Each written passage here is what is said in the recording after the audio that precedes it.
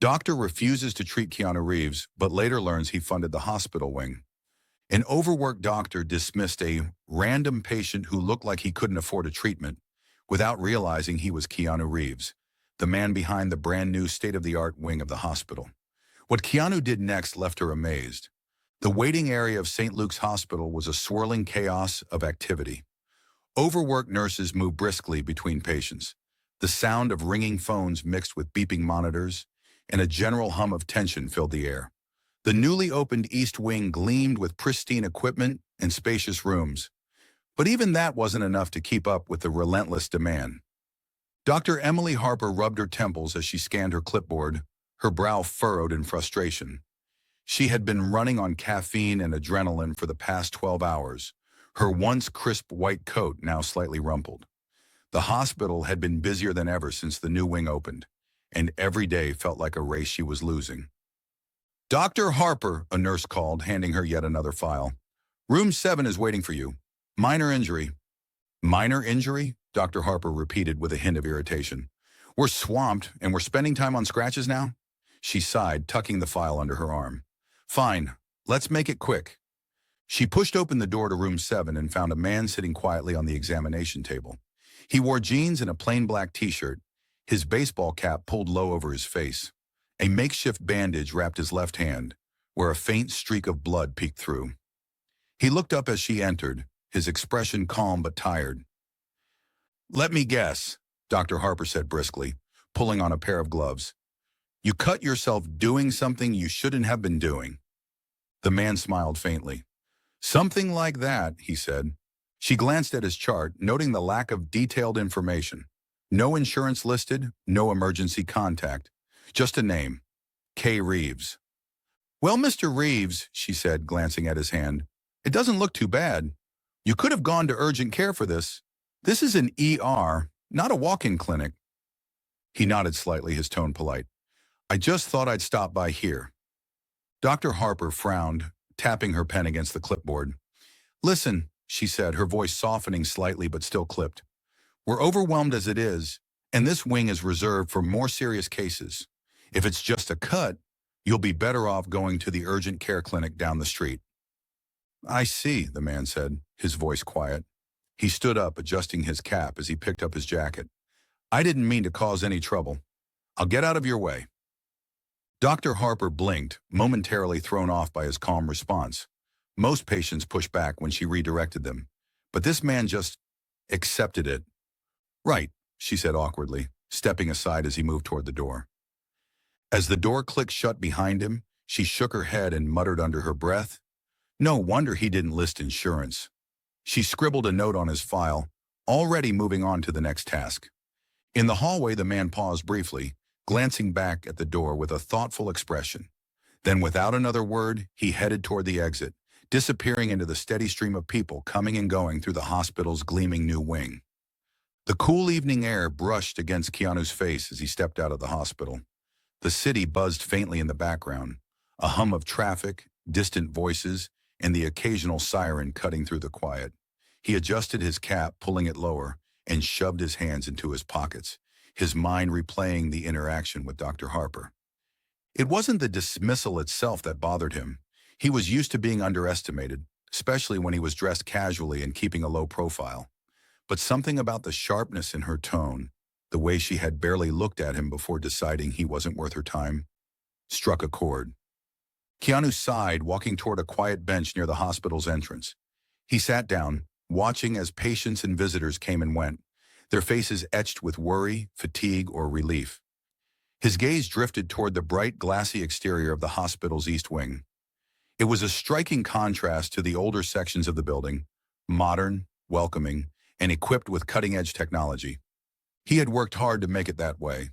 A few years earlier, Keanu had spent months in and out of hospitals, visiting a close friend who was battling a rare and aggressive illness. He remembered every detail, the fluorescent-lit hallways, the crowded waiting areas, the understaffed wards. He remembered how the nurses and doctors had done their best with what they had, but the limitations were glaring, and he remembered how helpless he had felt, sitting in those uncomfortable chairs, wishing he could do more. After his friend passed away, Keanu had quietly begun looking for ways to help. He didn't want recognition or fanfare. He just wanted to make sure other families wouldn't have to face the same struggles. When he heard about St. Luke's plans to expand, he had stepped in as an anonymous donor, funding nearly half the cost of the new wing. He hadn't attended the ribbon-cutting ceremony. He hadn't put his name on a plaque. His only request was that the space be used to provide the best care possible, regardless of a patient's background or circumstances. And now, sitting there with a faint sting in his palm from the makeshift bandage, he couldn't help but feel disappointed. The very space he had helped create, a place meant to offer compassion and care, had just sent him away without a second thought. But Keanu wasn't angry. He understood the pressures doctors, like Dr. Harper, faced, the long hours and the constant strain of life and death decisions. He didn't blame her for being curt. Still, it was a reminder that the human element of care, listening, treating people with dignity, could so easily be lost in the rush. His phone buzzed in his pocket, pulling him from his thoughts. He glanced at the screen and saw a text from Sarah, a nurse he had befriended during his visits to the hospital years ago. "Don't forget, your visit with Sam in the pediatric ward is tonight." He's so excited. Keanu smiled faintly. Sam, a bright-eyed 9-year-old undergoing treatment for leukemia, was a fan of his movies. He had promised to visit the boy and spend time with him, knowing how much those little moments could mean. Sliding his phone back into his pocket, Keanu stood and looked back at the hospital. He knew he couldn't fix everything, but he could do his part. As he walked back inside, his footsteps steady and unhurried, he resolved to handle the situation with grace, not with anger or pride, but with the quiet kindness that had guided him through his own life struggles. After all, change didn't happen through confrontation alone. It happened through action. And Keanu Reeves had always believed in the power of showing, not just telling. The pediatric ward buzzed softly with the sounds of cartoons playing on muted televisions and the occasional giggle of a child peeking out from their hospital room. Keanu walked down the corridor quietly, nodding to the nurses as he passed. His low-key demeanor hadn't stopped a few of them from doing double takes. By now, his visits to Sam were well known among the staff, and the kindness he radiated had won him admirers even without his name being attached to the hospital wing. As he approached Sam's room, Sarah, the nurse who had texted him earlier, rushed over, her eyes wide with urgency. "Keanu," she whispered, glancing nervously around. "I just heard what happened in the ER. Dr. Harper sent you away?" Keanu nodded lightly, the corner of his mouth quirking upward in a faint smile. "It's okay," he said. "She was busy." Sarah's brow furrowed. "That's not the point. You—" She stopped, pressing her lips together as frustration flickered across her face. "Does she even realize who you are?" Keanu shrugged, shifting the weight off his injured hand. "She didn't recognize me, and that's fine. I don't come here for that." Sarah shook her head, clearly upset. "You're the reason this wing exists. She has no idea what you've done for this hospital, and the way she dismissed you—" She trailed off, shaking her head again. Keanu placed a gentle hand on her shoulder. "Let it go," he said softly. "We're all human. Everyone has tough days." Before Sarah could respond, the door to Sam's room creaked open, and a bright, high-pitched voice called out, "Mr. Keanu." Keanu's face lit up as he turned toward the sound. "Hey, buddy," he said, stepping inside the room. Sam was sitting up in bed, his small frame dwarfed by the blankets piled around him. His bald head gleamed under the fluorescent lights, but his grin was wide and infectious. On the table beside him sat an action figure from The Matrix, one of the gifts Keanu had brought him during a previous visit. "Guess what?" Sam said, his voice brimming with excitement. "I watched all of Speed last night. Twice." Keanu chuckled, pulling up a chair beside the bed. "Twice, huh? You're going to start quoting it better than I can." Behind him, Sarah lingered in the doorway, her frown deepening as she watched the scene unfold. She knew Keanu didn't want recognition, but she couldn't shake her frustration with Dr. Harper. Meanwhile, in the ER, the tension was beginning to ripple outward. Another nurse, who had overheard Sarah's whispers, approached Dr. Harper cautiously as she typed up notes at her desk. "Dr. Harper," the nurse said hesitantly, "did you, treat a patient named Keanu Reeves earlier?" Dr. Harper glanced up, her brow furrowing. I saw Reeves. Why? The nurse swallowed. Do you know who he is? Should I? Dr. Harper asked, her tone sharp with impatience. The nurse hesitated, then blurted, He's the Keanu Reeves, the one who funded the East Wing. You sent him away. Dr. Harper froze, the words hitting her like a sudden jolt. She leaned back in her chair, the clipboard in her lap feeling heavier by the second. That's ridiculous, she said after a moment, though her voice was weaker now. Why would someone like him come to the ER? He doesn't make a big deal about it, the nurse said quickly, her voice dropping to a near whisper. But he's been coming here for years. He visits kids in the pediatric ward, too. Everyone knows about him. Well, everyone except... The words hung in the air. Dr. Harper stared at the desk in front of her, her mind racing. She thought of the man in room 7, the quiet way he had accepted her dismissal, his simple smile as he walked out the door. Where is he now? She asked, standing abruptly. The nurse hesitated. I think he's in the East Wing, with one of the kids. Dr. Harper's pulse quickened as she made her way to the East Wing, the glossy floors and bright lights that she had once been so proud of, now feeling like a cruel reminder. Every step brought a rising tide of shame and regret. When she reached the pediatric ward, she spotted Sarah standing near one of the doors. Dr. Harper's chest tightened as she saw the look on the nurse's face, a mix of disapproval and disappointment. Dr. Harper, Sarah said stiffly, folding her arms. Is he in there? Dr. Harper asked, her voice softer now. Sarah hesitated, then nodded. He's visiting Sam. Now, Dr. Harper peered through the small window in the door. Inside, she saw Keanu sitting beside the boy's bed, holding the action figure as Sam animatedly reenacted scenes from his favorite movies. The boy's laughter echoed faintly through the glass, and for a moment all the tension in the ward seemed to melt away. Dr. Harper felt a lump form in her throat. How could she have been so blind?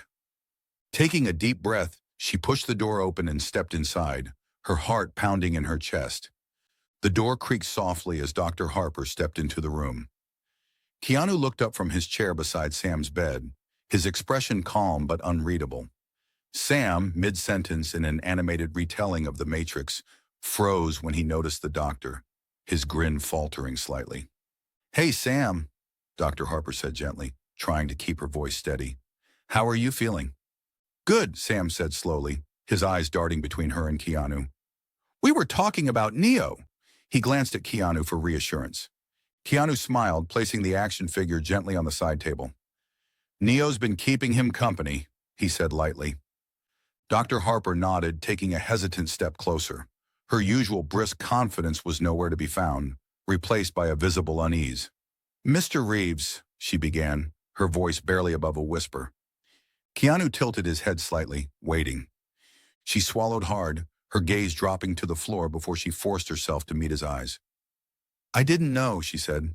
I didn't recognize you, and I made assumptions I shouldn't have. Her voice wavered, but she pressed on. I dismissed you without listening, and that's not the kind of doctor I want to be. Sam frowned, looking confused. Wait, what's going on?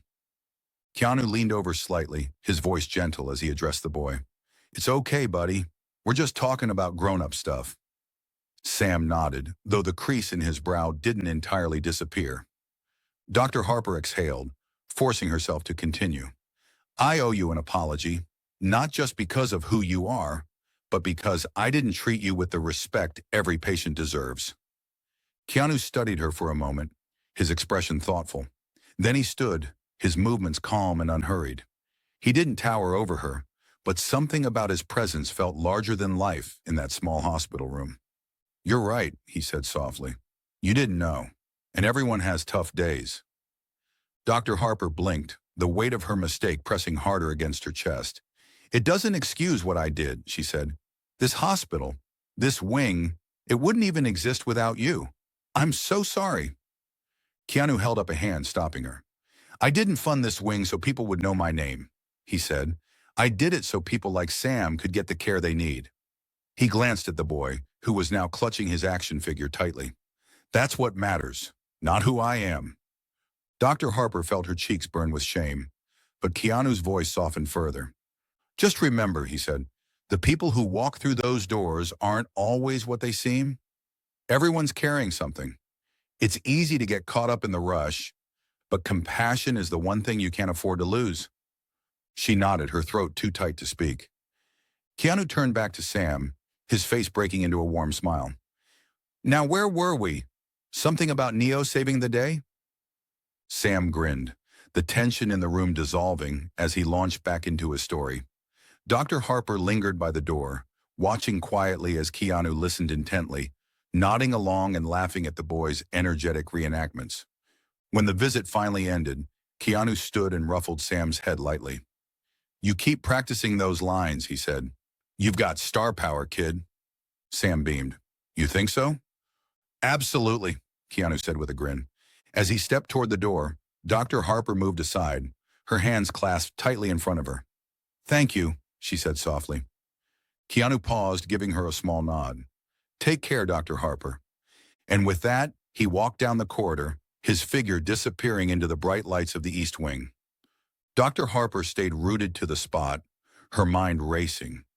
She had thought she was the one with power, the one calling the shots. But in that moment, it was clear who had the greater strength, the man who had built a space for healing, not with authority, but with quiet, unwavering kindness. The days that followed left a ripple effect throughout St. Luke's Hospital. By now, word of the incident with Keanu Reeves had spread quietly among the staff. Most didn't know all the details, but they knew enough to feel a mix of awe and shame.